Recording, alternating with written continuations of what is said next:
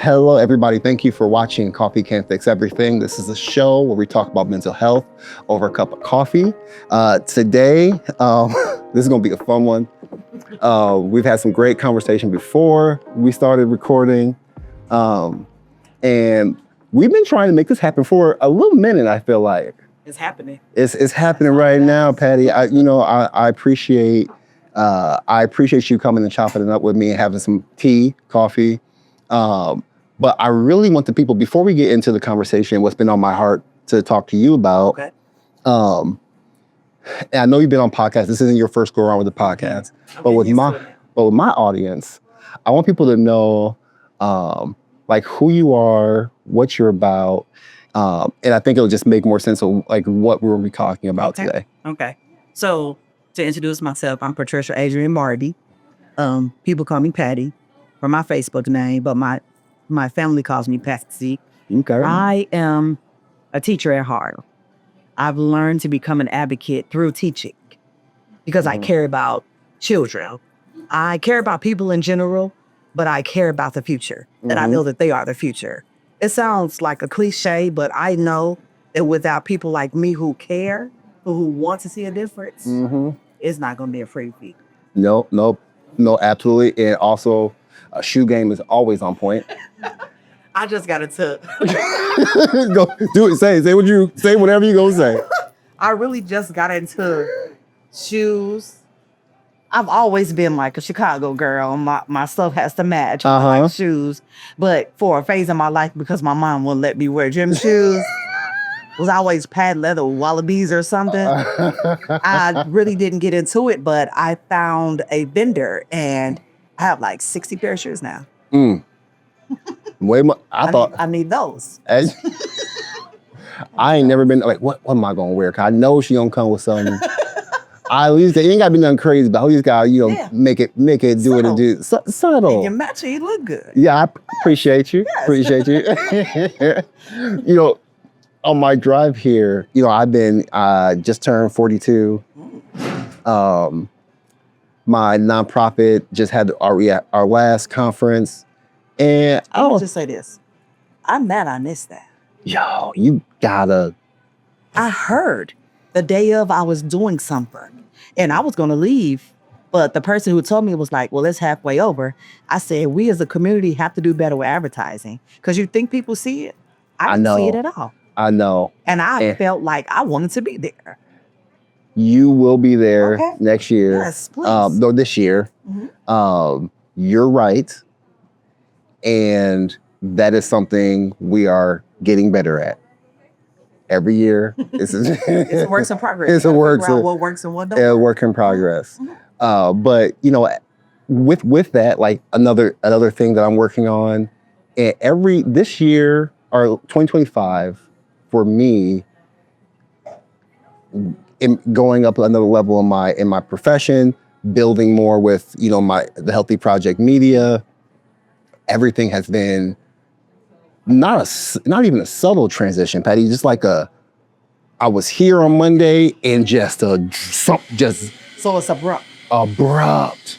And in some cases that might be a good thing, but like I want to talk to you about. Because I know you're an educator, and I know this is something, as an educator of youth, they're always transitioning. But we don't talk about that big grown transition. You know what I'm saying? How do you process transition? How do you work through that? Let me tell you the truth. Transition and change is hard for me. But it's easier for me to see things from another person's perspective, which makes it easier for me to help people with theirs. I did early childhood for 20-something years. And transition happens throughout the day. You have to transition from play to work, to meals, to bathroom time, to home time, moving to different classrooms. And there's always rules to it as some type of meaning matter because you don't just move a child. You have to pick an age, who's ready to move up, who's ready to do something. So me learning to annotate and take observations of what needs to be done in a manner of steps, it's easier for me to deal with transitions. So just step by step, taking a step back and just looking at yourself a little bit. And I'm a person, I like to see what other people do. I don't believe in reinventing the wheel. So I'm taking pieces from what I get from other people and I put it together that what works for me.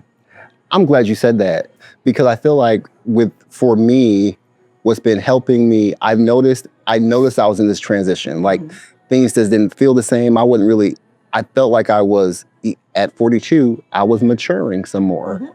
And it was like, this is where, one, I need to take a step back, but how do I rely on that mentorship to help me through this transition? Yeah, that means that your mentor has to pay attention.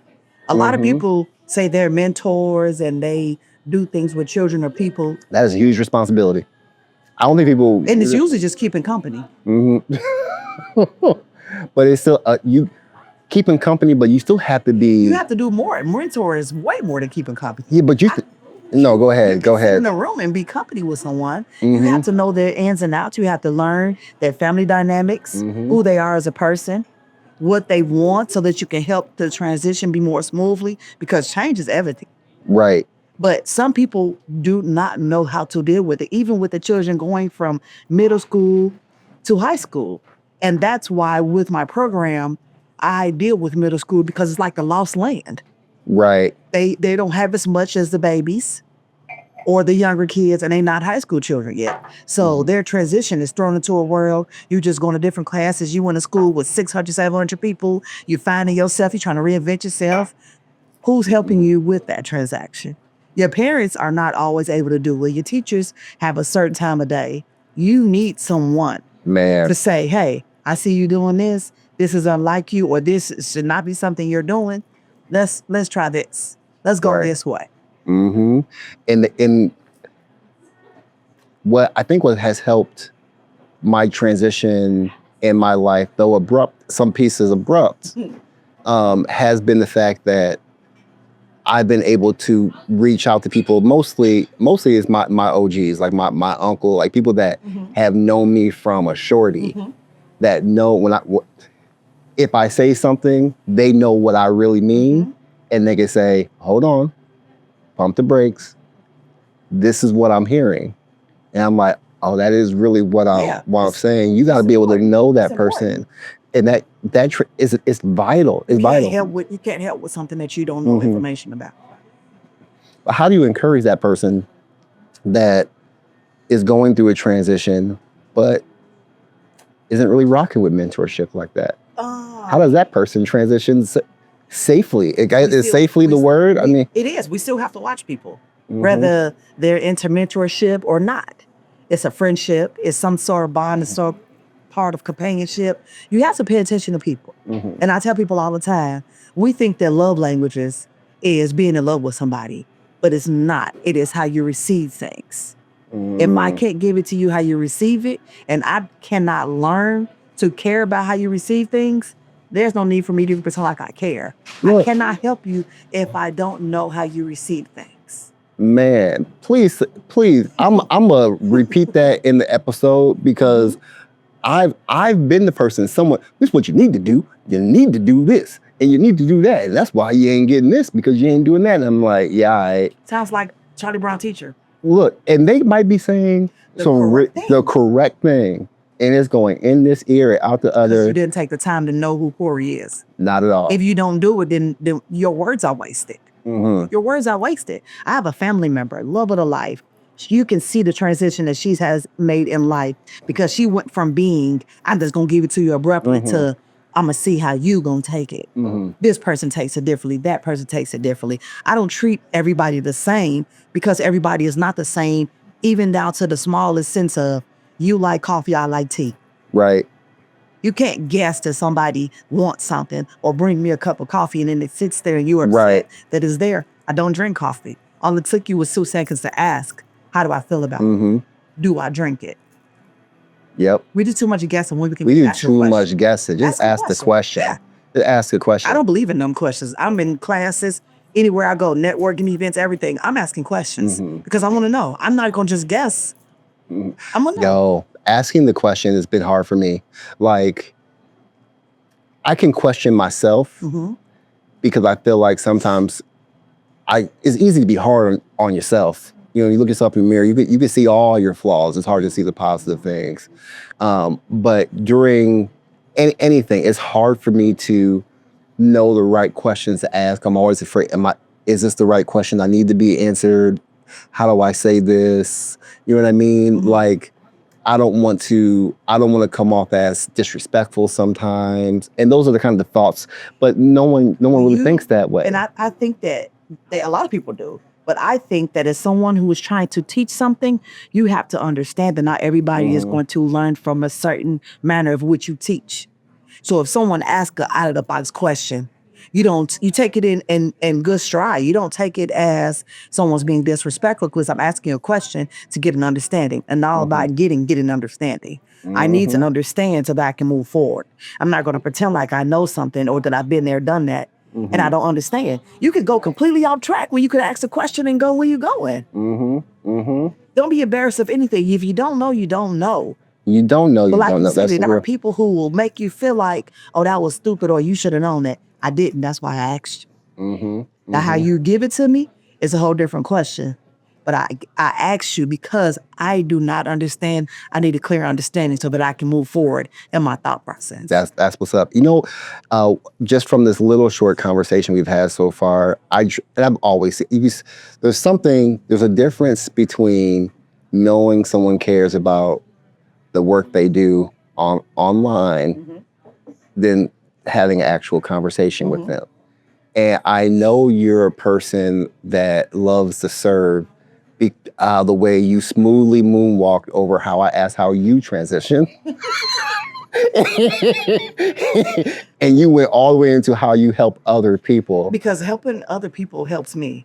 I'm not bigger than a program.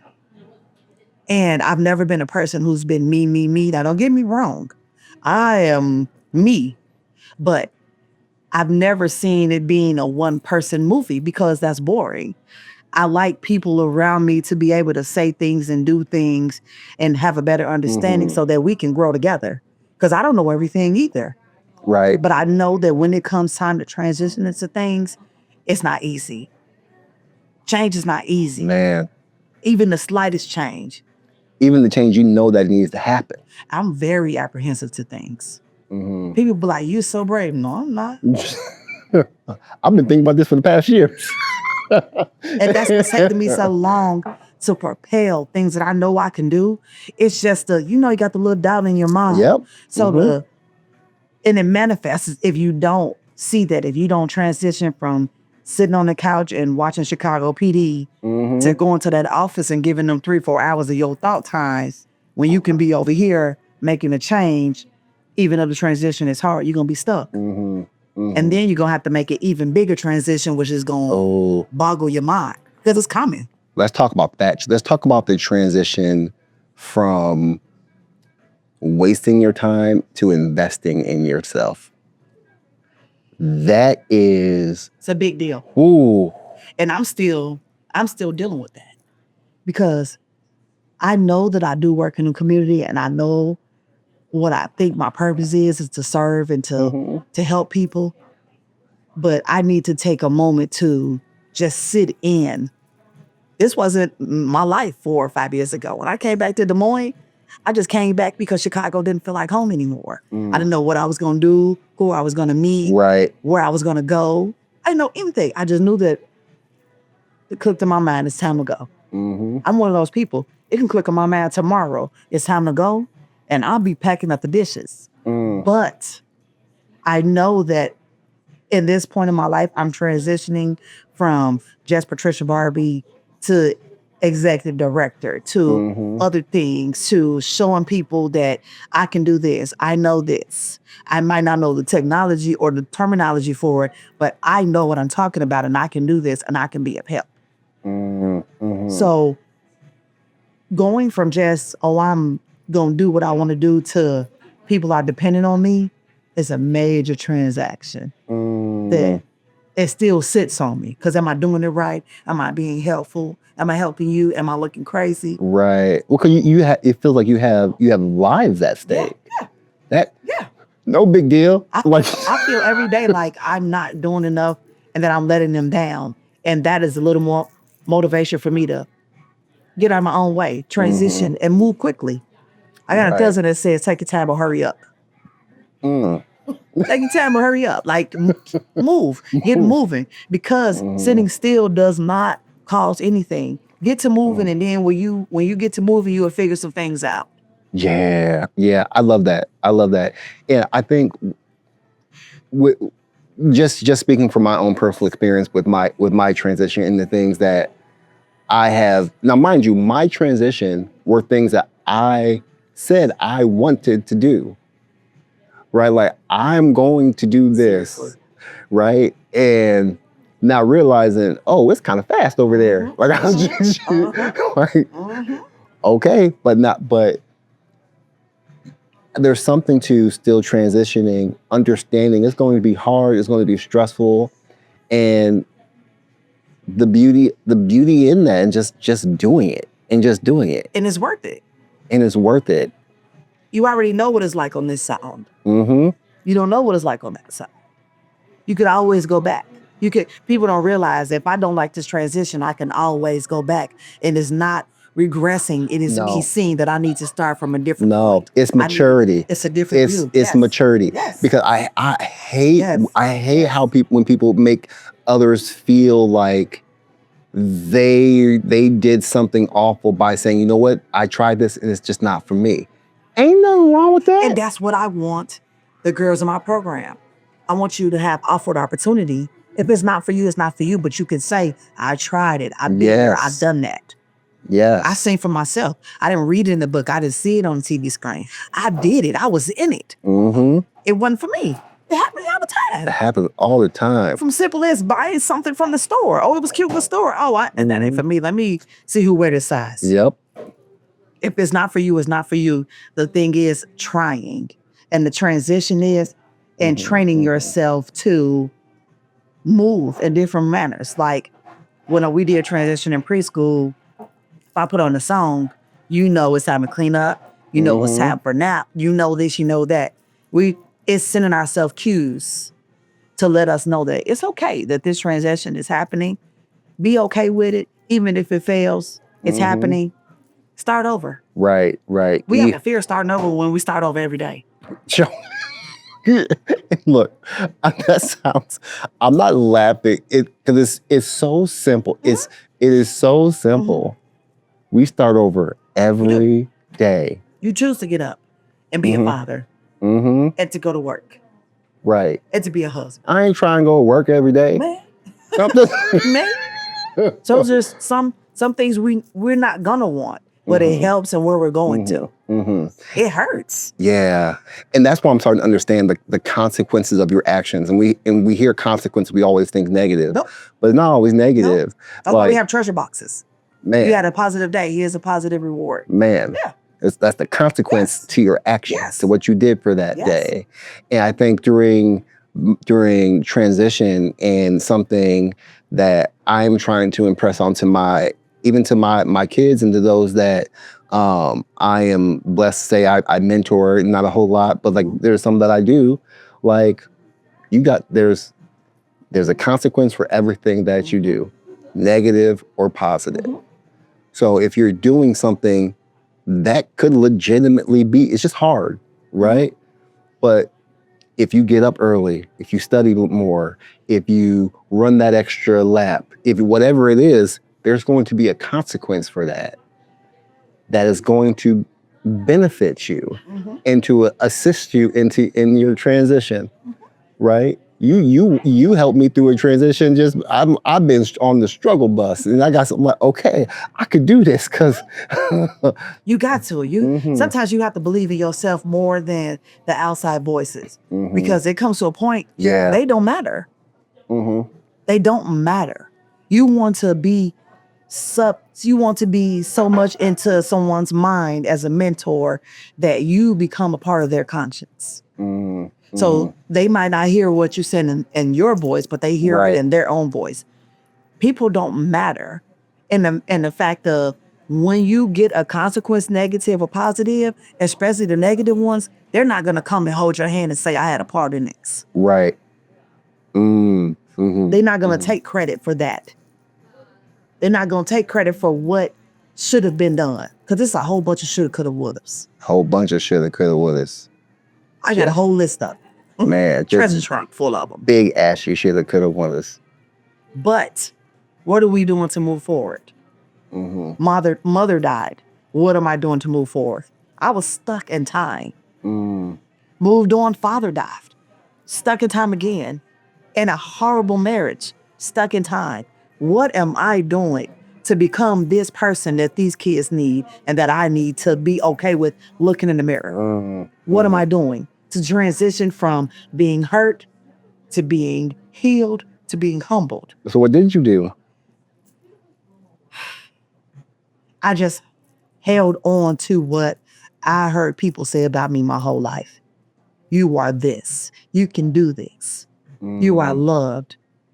You are heard. You are seen. Man, I see why. One, I see why you work with kids so much, but also it is kind of a cosign to the fact that that positive reinforcement in the beginning of somebody's life will never leave you in any transition. And I learned that in early childhood. People were like, "Oh, you don't learn anything your first couple years. You learn everything. All right. You learn everything." And I tell people all the time, I could tell who went to preschool and developed those social emotional skills to help with the physical and the other skills that are needed. And I could tell the ones who will crash out because they were never told, you are loved. Man. You are special. You are one of one. You could be a quadruplet and you still the only one. Right. Right. It is important to tell people true positive things. For sure, we're all loved. We're all special. We're all one of a kind. And we are someone. People's lives would be so different if we weren't in it. Man, okay. And we shouldn't have to go through hard times to realize that we are important to people and that what we say and what we do matters. Man, that is something I noticed. So for a little bit of time, when I moved to Des Moines, I worked at Orchard Place on the South Side. I worked there for 2 years, and there was a policy, not like nothing written up, but like a campus policy, or at least where I worked, that if a child was bad on Monday, you had to come into work like it never happened on Tuesday. What you reminding them for? Right. What you reminding them for? So they could start up again? So we part two. What we doing? Right. Oh, you in it too? Right. What are you doing for it? Tear this place up. Tear the club up. Tear it up. What you reminding me of negative things for? Yep. And it was so good. Now, mind you, it took some time, right? But like after a while, those kids that were doing the most, and then you came in every day like it was a brand new day, after a while, they were the kids you didn't want to leave. You didn't want them to leave. Because forgiveness is everything.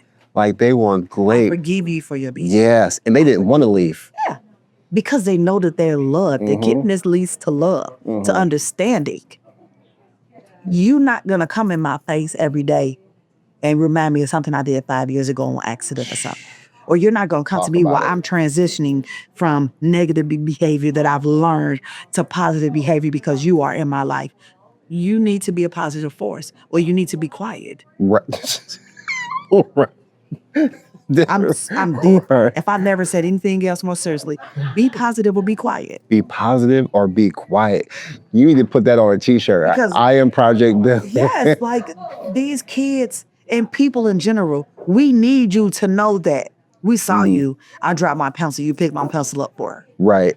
I needed the door closed. You did huff and puff. You got up and you closed the door for me. Yep. I was cleaning off my car. You came and you helped me. It's the small things that's important that people remember because it shows me that I'm worth it. Show a person their worth and they'll save the world. You have to forgive them because if you don't forgive them, they won't forgive themselves or people around them. Man, that's real. Yes. That's real.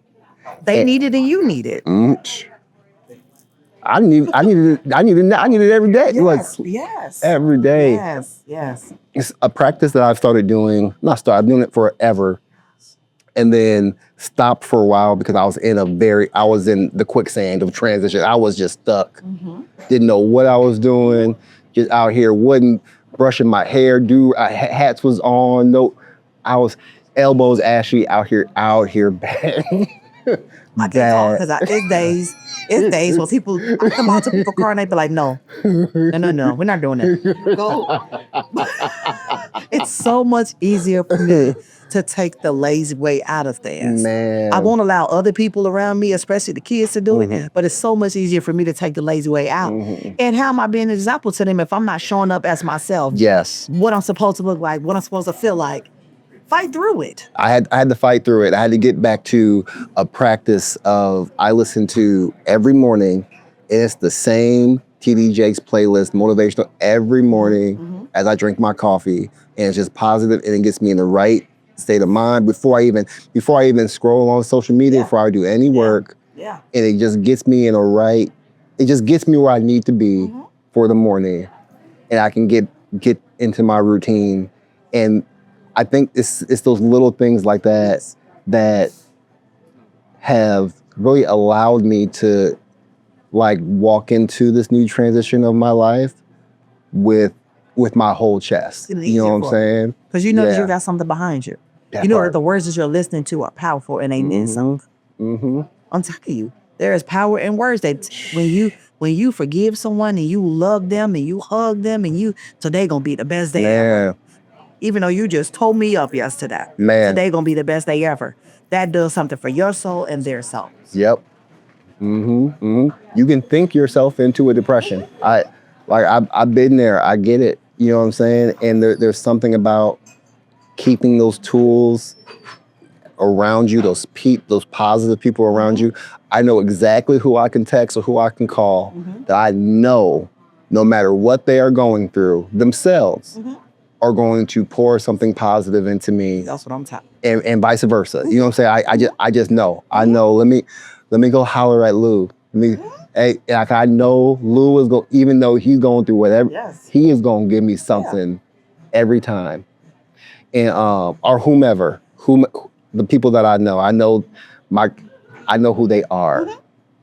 It takes a village. And I think people think that just applies. We forget that. We forget that. It takes a village. Meet people who have different perspectives from you, who have different level of cognition from you, and who have been through some things. Yeah.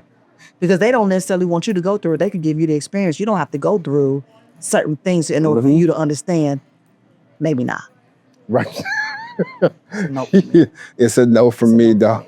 No, for real. For real. I'm one of them people. I'm good. It's a no for me. I don't even want to try it. You're right. Nope. I'm so apprehensive to so many things, but I'm learning that I can be myself with kids. As harsh as they are sometimes, as mean as their words can be sometimes, I can be myself with them. Why do you think that is? I don't know. I just see that the women whose shoulders I stand on, including my mother, allowed me to be me. And in her allowing me to be me, I didn't have to be disrespected. I didn't have to be confrontational. I have to be any of those things. And me being me, she saw that I had a need for things and the things that I wanted because she watched me and studied me. I was given those things. It don't take much to learn. People wear patterns. Right. If you care, you will learn. If you care, you will learn. It ain't gonna be that hard to learn. No.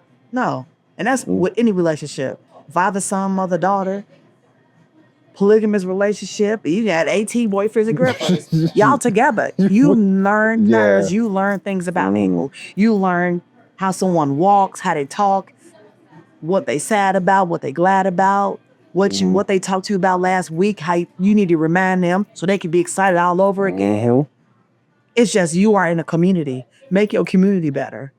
The transition is not easy for most kids, even getting up and going to school, walking to school and stuff. I'm not a morning person. That transition is very hard for me. Don't talk to me till noon. Dang. Give me what I'm supposed to do and don't talk to me. Don't talk to me till noon. I used to get up in in the middle of the night and get dressed for school. I would shower and get dressed. And my mom would be like, why are you sleeping ready roll? Because as soon as I hear the bus pull up, it's when I want to leave out the house. My son's the same way. But So I get as an adult, I had to learn you're missing the transactions of doing things correctly. And as you transition from getting ready, you need to get your mind ready. You can't just throw yourself into things because it's not always a good thing when someone throws. It's like throwing a bucket of cold water on me. I am in shock. Like if I would have got up earlier, I would have had a playlist. Right. I would have had something in the background. I would have had something that would have been like, okay, Patricia, right. as these songs go off, you need to be getting ready. You need to be ready Right. to hit that door. If you didn't do it, you won't do it. So you're saying if we had this talk at like 10:30, this would be a whole different conversation. You would have been like, and I would have been like, oh, no. No, And that's the thing. I don't care about nobody's transition. Man. Let me Leave me alone. leave me. I had to stop telling people that because them kids will talk. And I'd be like, I know we've been around each other long enough to know you don't go in my purse, don't touch my things, and don't talk to me like that. I gave you the assignment. I love you. Unless the building is on fire, we don't need to talk. But I'm learning that is a sign of my form of laziness, and I need to get out of that because I can get things done before noon. Yeah, you can get a lot done before noon, Patty. A lot. Yes. But me? Because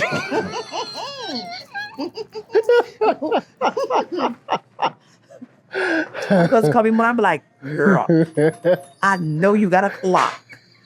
She go, hey, and I'm like, Yeah, not yet. hey, because I got to get with it. And I'm learning seriously that to transition from sleep to getting up with your day and getting things done so that I can get things out of the way earlier and faster.